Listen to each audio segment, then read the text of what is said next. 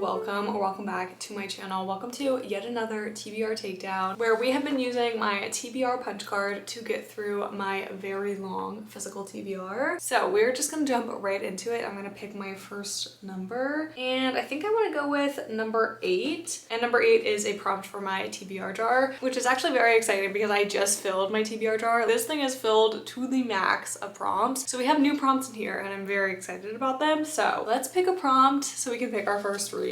This is a book by a debut author. Okay, I'm not sure what I have for this one, but I'm sure I have something. Wait, actually, you know what I do have? I'm immediately thinking about Eleanor Oliphant is Completely Fine because this was actually her debut novel. I think she's come out with multiple books now at this point, but I feel like that should count, right? Oh wait, I think I'm thinking of Amazing Grace Adams is what I'm thinking of. Okay, I'm gonna have to fact check this. One of these is a debut novel. Maybe both of them are debut novels. I am not sure. Okay, hold on, let me do some Googling. I need to grab my phone. Okay, so I literally just looked up Gail Honeyman debut novel and it came up with Eleanor Oliphant is Completely Fine. I think we're gonna read this one because when I'm filming this video, it's still April and this book is on my April TBR and I really want to start working through my April TBR. And I've also just been really excited to read this book and it's been sitting on my physical TBR for at least 2 to 3 years, which is embarrassing, but we're gonna start with this one. It's been a couple of days and I've made it to page 76 and I'm really enjoying this book so far. We have our main character Eleanor and she is kind of living the same day every single day. And on the back it says everything changes when Eleanor meets Raymond, the bumbling IT guy from her office, who will ultimately help Eleanor find the way to repair her own profoundly damaged one. And so I took that as there would be a little bit of a romance in this book, and maybe there will be because I am still very early on to it, but so far there was no romance. It is just very character focused on Eleanor, and there's definitely something in Eleanor's past that happened that we don't know about yet, and I am so excited to find out what that is. I just feel like it'll help explain her character so much because she is a little bit quirky, she's very unique, but I like that about her and I think that that helps make the book more engaging. For example, there's actually a scene in here where Raymond asks her a question and she takes so long to answer that she notes that he has lit a cigarette and smoked half of it before she answered, and it was like not a crazy question. It was essentially a yes or no question, but the fact that it took her that long to answer it was so funny because we are in her mind. She's going through all of these different scenarios in her mind trying to figure out like the answer to this question and like decide what she wants to do, and it's just so funny because it obviously took her a while to figure out what she wanted to do. And if we didn't get that little snippet of information that he had smoked half of his cigarette already, we would not have known that that much time had passed. She's also just so delusional and I love that because like me too. And going into this book I thought that I would find it very relatable because Eleanor is living this life where she does like the same thing every day. She has an office job and she actually works in like the, I think either like billing or the accounting department, something like that, something with money, and I work in finance. So I thought that I would find this very relatable, and so far I haven't, but that's fine. I am having a good time, so I will update you all when I'm a little bit further into the book. I have a lot to say because I'm already on page 239, which is chapter 29, so I'm very far into this book. I'm actually hoping that I can finish it today because I'm having a grand old time. Like, I'm gonna say something so profound right now. I really like this book. I know, I probably just took everyone's breath away by saying that, but it is so good. It manages to mix humor while also talking about the heavier things and aspects of life. I will say I definitely recommend checking the trigger warnings, especially now that I'm deeper into the book. The earlier parts of the book felt pretty lighthearted, but now it is getting a little bit heavier. And I really like how this book discusses routine a lot because I feel like a lot of people can just get stuck in the routine of everyday life, especially when you have a job. Whoa, whoa, whoa. My cat just like demanded pets by coming up to me and like going like that, and it scared the crap out of me. Anyways, he like literally put his paws on me like this and was like, pet me.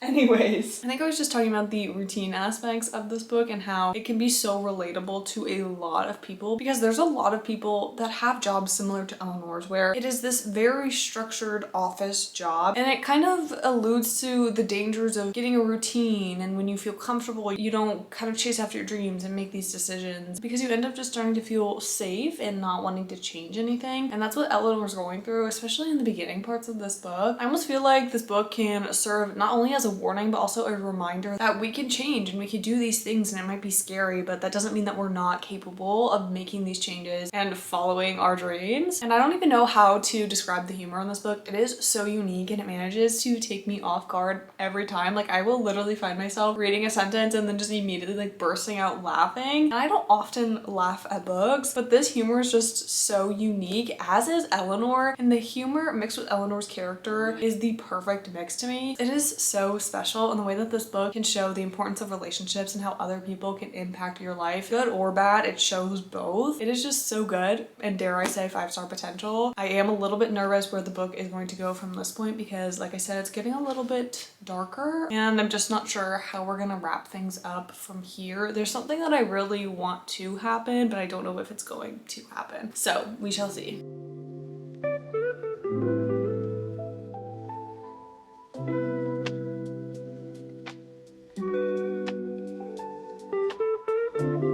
This book is breaking my heart right now.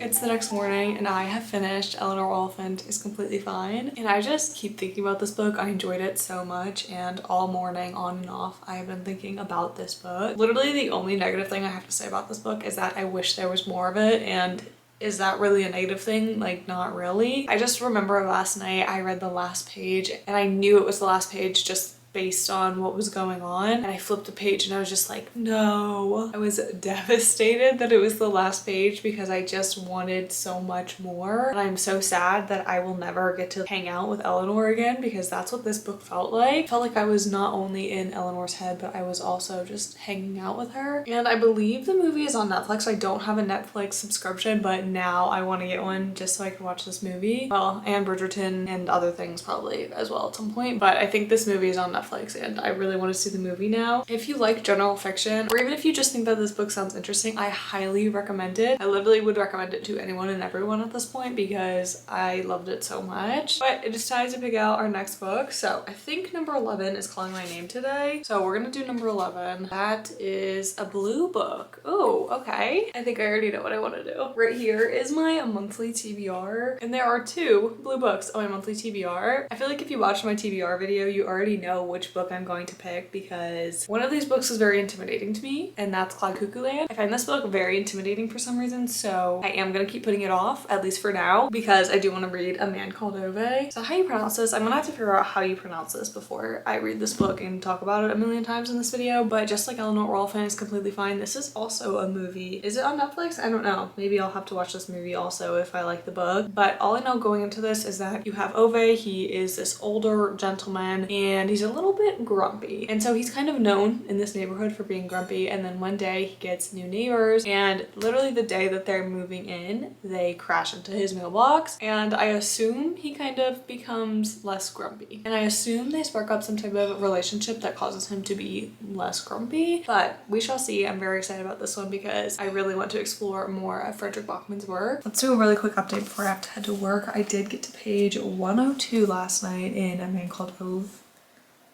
Ove.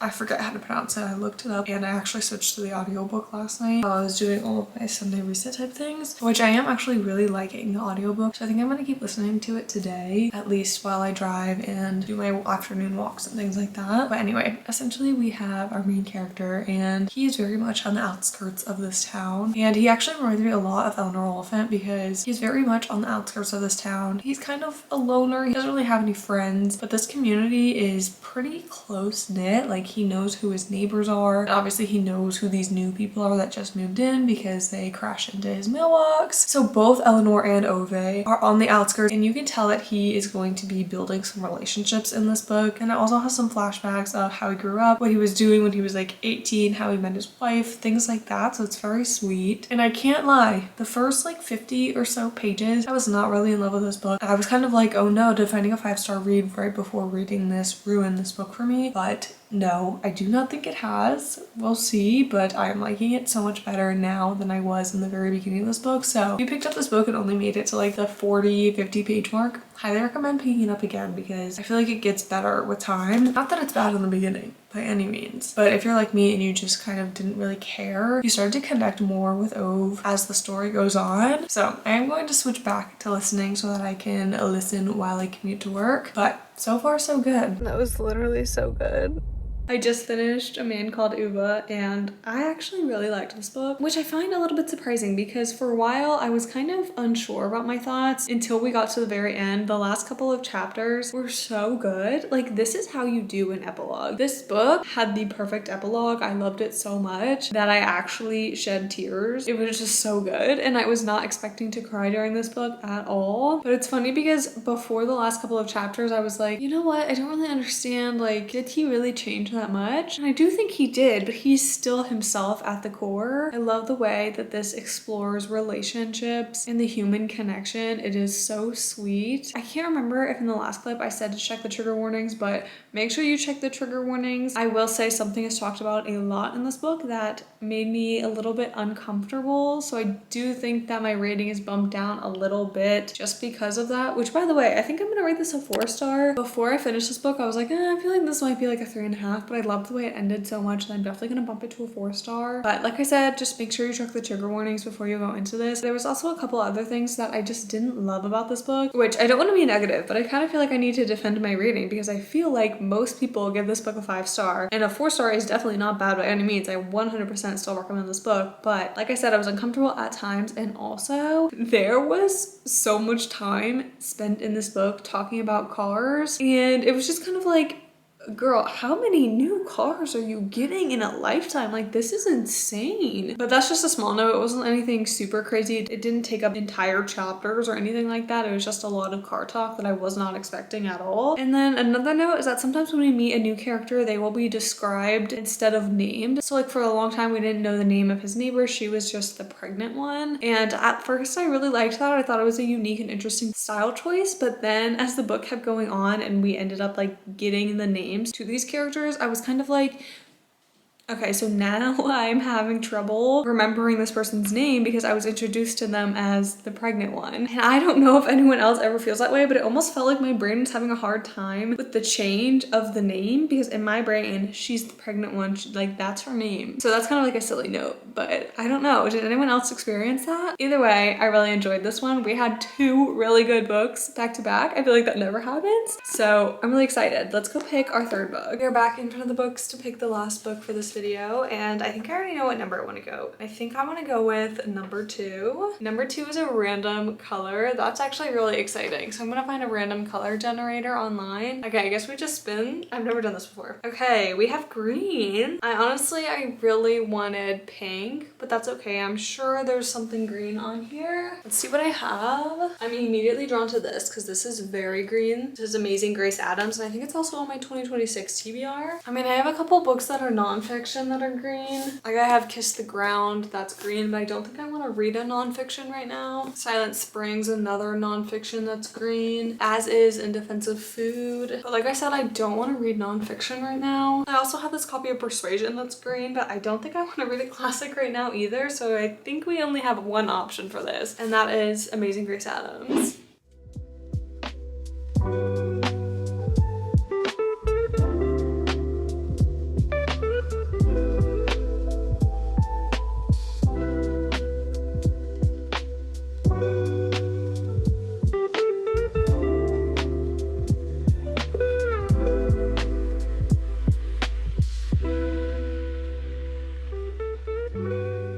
I'm about halfway through this book. I'm on page 120 and I don't think I'm really liking it. I think there's a couple reasons why I'm not liking it. One of the main reasons being that we are following Grace. She's in her mid-40s and she has a teenage daughter. She's also going through a divorce and I can't connect with any of those things. And her daughter kind of alluded to Grace being the reason why her and her husband are going through a divorce, but we haven't fully found out the why and what's going on with their relationship and anything that's happening in that respect. And it's not romance heavy at all. It very much focuses on Grace and and not her relationship with her husband, but I find myself not really rooting for Grace. And I think that's because we don't know what's going on. We don't know why any of this is happening. And I think that's important to me as a reader because it feels like a whole chunk is missing. That's the main reason I'm not loving it right now, but I also don't love the structure of this book. We basically have three main timelines. We have the past as in like 2002, 2004-ish, and then we also have the past as in the past couple of months, like 3 months ago, 4 months ago, 2 months ago, etc. And then we also have the present. And I'm assuming we'll eventually get down to 2 timelines, so these timelines will kind of converge. But for now, I am not a big fan of the structure, especially when I put the book down and I'm not at a chapter. Then when I pick up the book, I have to figure out, okay, like which timeline are we in? Because sometimes there's not a huge difference in what's going on between like these different timelines. So that's more of just like a little note that I don't love the structure. I think the main reason why I'm not really vibing with this book right now is because I can't connect to her at all.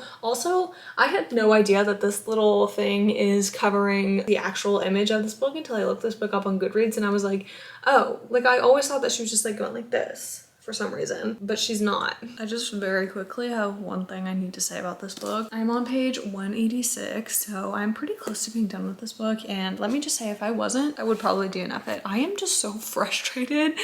And I don't know if it's because I'm not liking this book, so I'm like picking out every little thing that I don't like, you know what I mean? I don't know if anyone else does that, but I find myself doing that when I don't like a book. But I just like can't get down with Grace. Like for some reason, I'm finding Grace to be an unlikable character and she's not supposed to be. Like I feel like we are supposed to be rooting for Grace and like cheering her on, right? And if you've read this book, like during this whole cake thing, all I can think about is like, I don't want to be reading about this whole cake journey. Like I do not care. And we have talked about cake so much in this book. Like this is by far the most cake has ever been mentioned in a book ever, period, in the existence of all books. Anyways, I just don't know what to do at this point. Like I feel like I need to finish this book, but I know I'm not gonna like it. I don't know, maybe things will kind of turn around towards the end here and we'll get some things explained to us, but I don't know how we're gonna come back from this. Something just got revealed to us that was so obvious to me pages and pages and pages ago, and I'm so frustrated.